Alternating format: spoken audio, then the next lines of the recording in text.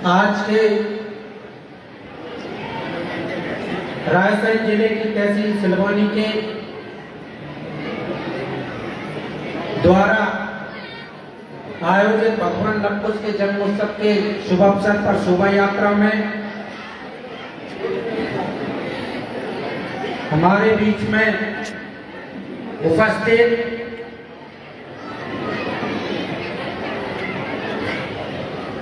आज के इस कार्यक्रम की अध्यक्षता कर रहे जनपद सदस्य रामस्वरूप कुशवाहा जी,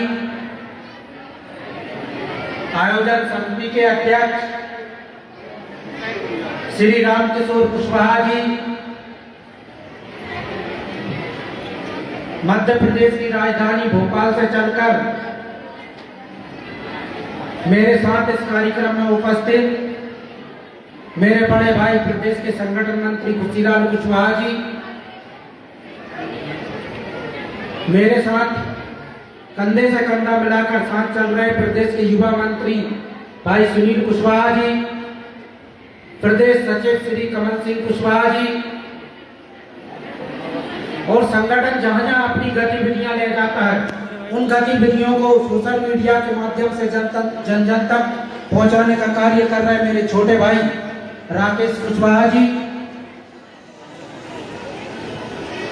इस जिले में एक ऊर्जा का संचार करने वाले, आज हम जो यहाँ पर संख्या देख रहे हैं उसका यहाँ तक के लाने में निरंतर सहयोग करने वाले कुशवाहा महासभा रायसेन के संरक्षक पूर्व जिला अध्यक्ष मेरे बड़े भाई नर्मदा प्रसाद कुशवाहा जी, हमारे प्रदेश के संगठन के एक और मेरे साथी बड़े भाई प्रहलाद सिंह कुशवाहा जी, प्रदेश उपाध्यक्ष बेगमगंज, वो वर्तमान में जिले का नेतृत्व कर रहे मेरे बड़े भाई कुशवाहा महासभा रायसेन के जिला अध्यक्ष सुरेंद्र कुशवाहा जी, मातृशक्ति के रूप में आप सबका नेतृत्व कर रही मेरी बड़ी बहन परम आदरणीय श्री जयंती सिंह कुशवाहा जी, इस बार के त्रिस्तरीय पंचायत चुनाव में निर्वाचित होकर आए हमारे समाज के समस्त रायसेन जिले के नवनिर्वाचित, चाहे वो जनपद सदस्य हो चाहे सरपंच हो, सभी को मेरी ओर से बहुत बहुत शुभकामनाएं, बहुत बहुत बधाई। और नगरीय निकाय चुनाव में हमारे बीच में विजय प्राप्त कर आए सभी पार्षद गण और सभी रायसेन की 8 तहसीलों के, क्योंकि नाम लेना संभव नहीं है, 8 तहसीलों के तहसील अध्यक्ष, युवा महिला सभी,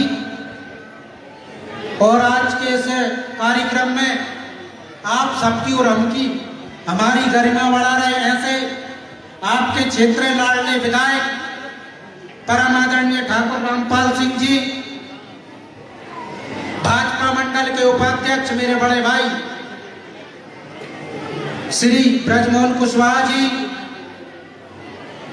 और अभी हाल ही में आपके नगर परिषद सिलवानी से हमारे बीच में जीत कर आए, जो निरंतर समाज के क्षेत्र में कार्य करते रहते हैं, जागरूकता लाते रहते हैं, ऐसे मेरे बड़े भाई प्रदीप कुशवाहा जी,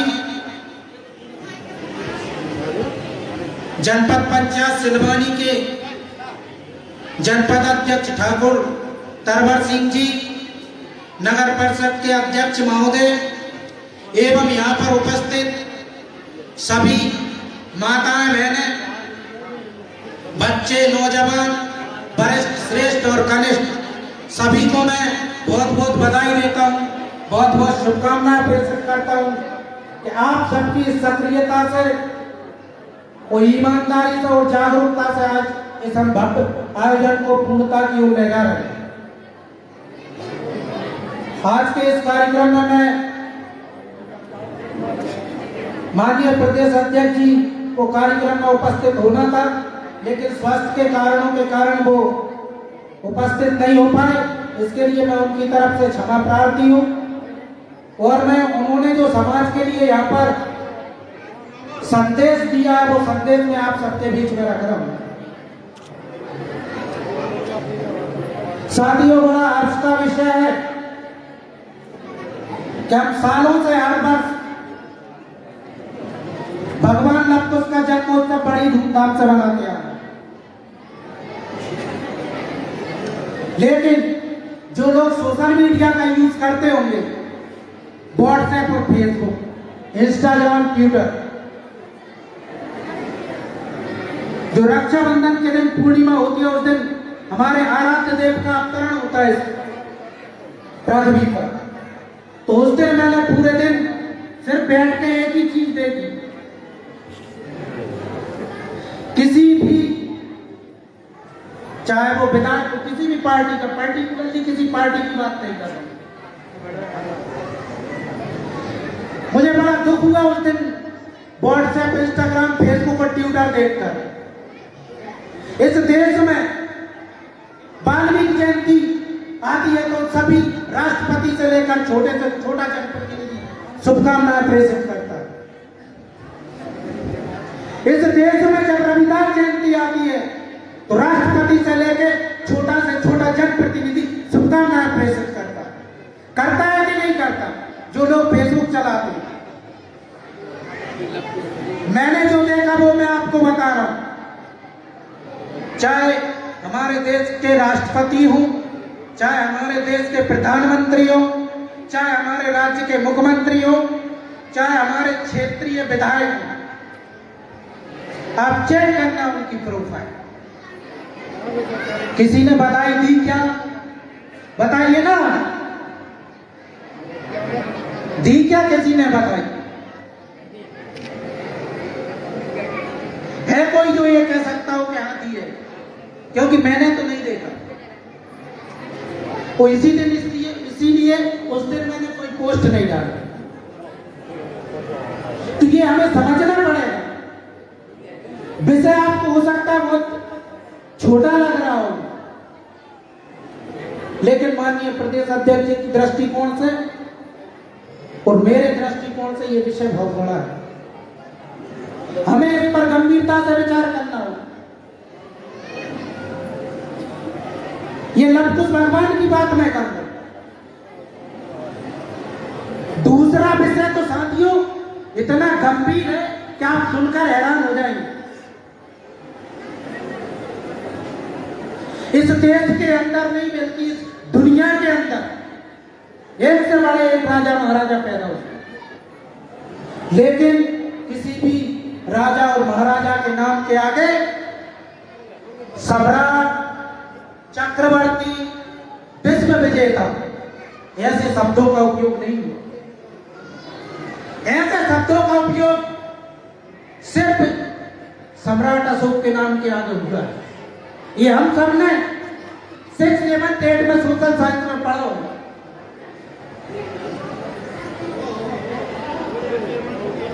जिनका राज्य सूर्योदय से लेकर सूर्यास्त तक चलता था, जिन्हें दुनिया विश्व विजेता के नाम से जानती थी, ऐसा पराक्रमी, ऐसा शौर्यवान पुरुष भी हमारे समाज में कप्तान ने अशोक चक्र होता है। मतलब किसी भी विभाग में नोटरी तो कराते होंगे ना, कराई कभी एग्रीमेंट, लेखा पढ़ी और तो उसमें भी स्टाम्प की सील लगा के उसमें क्या होता है? क्या होता है? सम्राट अशोक का 4 मुख वाला जो शेर का मुख होता है। अभी राष्ट्रपति भवन में आदरणीय देश के प्रधानमंत्री महोदय ने अशोक स्तंभ की स्थापना करवाई। कितने लोगों को पता है? करवाई है कि नहीं कर? लेकिन हमें पता ही नहीं है। क्या पता? नहीं। इस देश की मुद्रा में तो सब जानते हो ना, रुपए कैसे 10 के 20 के, चाहे 1 का 100 का हो, चाहे 2000 का नोट हो, जानते हैं कि नहीं जानते? उसमें क्या लगा है? अशोक स्तंभ। जिस देश में ये पहचानने के लिए कि राष्ट्र किसका है, वहां 3 चीजें देख लेना चाहिए। नंबर 1 झंडा, नंबर 2 वहां की सेना, और नंबर 3 वाली मुद्रा। आपके पास तीनों चीज है, लेकिन दुर्भाग्य देख के पूरा देश उनके नाम से उनके प्रतीक चिन्हों का उपयोग कर रहा है, लेकिन उसके नाम पे कोई जयंती है क्या, कोई शासकीय छुट्टी है क्या? नहीं। हमें किसी से कोई जातीय भेदभाव की भावना से मैं ये बात नहीं रख रहा हूं। मैं सिर्फ इसलिए रख रहा हूं कि जब सारी समाजों के पूर्वजों का हम महाराणा प्रताप का भी आदर करते हैं, हम रानी अवंतीबाई होती का भी आदर करते हैं, हम चंद्रशेखर जी का भी आदर करते हैं, हम महात्मा गांधी जी का भी आदर करते हैं, हमारे लोग पंडित दीनदयाल उपाध्याय का भी आदर करते हैं, हमारे लोग श्यामा प्रसाद मुखर्जी का भी आदर करते हैं। पर जब हमारे आदर और सम्मान की बात आती है तो सब लोग इतना पीछे क्यों हो जाते हैं? बताइए ना। ये इसलिए हो जाती है कि हमें जानकारी नहीं। जब तक हम हमारे पिताजी की पूजा नहीं करेंगे तब तक दूसरा नहीं करने वाला।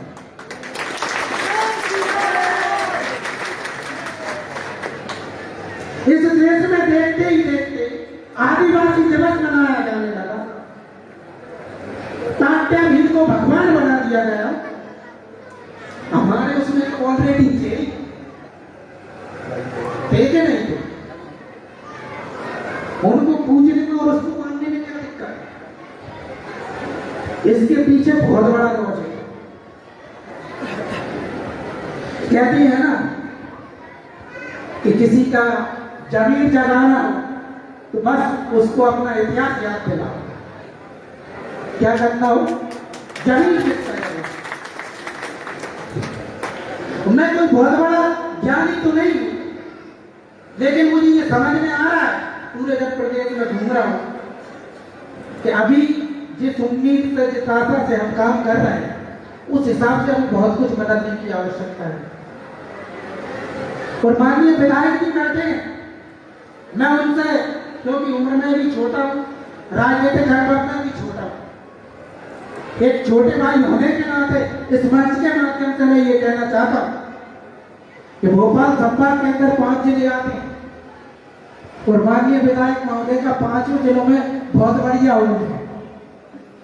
मैं उनसे इन मंच के माध्यम से यही निवेदन करना चाहता हूं कि 5 जिले जिसमें आपका रायसेन हो गया, भोपाल हो गया, सीहोर हो गया, विदिशा हो गया, हो गई हो, तो मैं उसके लिए क्षमा प्रार्थी हूं। और मैं एक छोटे से निवेदन के बाद मैं अपनी वाणी को विराम दूंगा कि वो विषय कहीं ना कहीं छूट गया, क्योंकि और भी वक्ताओं को बोलना है और आप सब लोगों ने मेहनत की, उसके लिए भी बधाई। शिक्षा पर विशेष ध्यान देना पड़ेगा।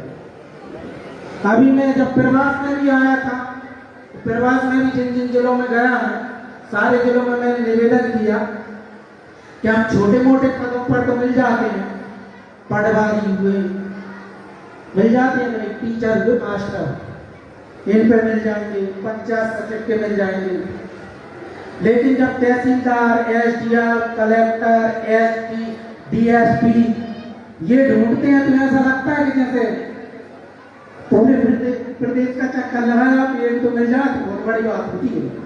तो इसलिए इस विषय पर थोड़ा सा गंभीरता से ध्यान दें, जो पढ़े लिखे बच्चे हैं, जो पढ़ाई लिखाई कर रहे हैं। और मैं बहुत बहुत धन्यवाद और आभार आयोजन समिति को, मंच पर उपस्थित सभी सम्माननीय साथी को, मेरे साथ बैठी मातृशक्ति को, और जो नीचे इस परिसर में, क्योंकि स्पेस कम था बरसात के हिसाब से, जो नीचे खड़े होकर सुन रहे हैं, सभी को मैं बहुत बहुत धन्यवाद, बहुत बहुत आभार। एक बार जयकारे के साथ बोलिए भगवान लव की, भारत माता की, भारत माता की, वंदे वंदे। बहुत बहुत धन्यवाद। जय जय भारत, जय कुशवाहा समाज, जय रामकृष्ण।